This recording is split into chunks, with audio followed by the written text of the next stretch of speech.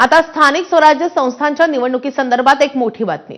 या निवडणुका स्वबळावर लढण्याचे संकेत उपमुख्यमंत्री आणि राष्ट्रवादी काँग्रेसचे राष्ट्रीय अध्यक्ष अजित पवार यांनी दिलेत।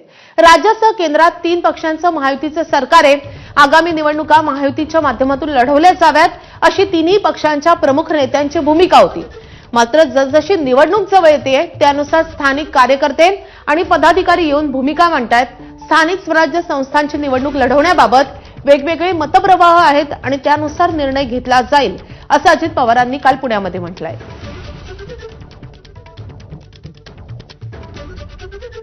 इथं 3 पक्षाचं सरकार आहे, राष्ट्रवादी काँग्रेस, भाजप, शिवसेना आणि आमच्यामध्ये निवडणुकीला सामोरं जाताना आपण महायुतीमधनं जावं असं आमच्या सगळ्यांची स्टेटमेंट निघालेली होती।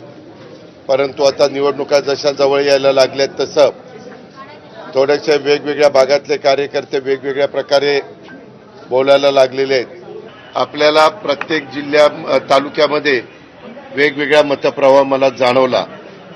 निवडून येण्याची क्षमता, ज्याला आपण इलेक्टिव्ह मेरिट म्हणतो, ते बघून तिकीटं द्यायचं असं तत्वता ठरवलेलं आहे।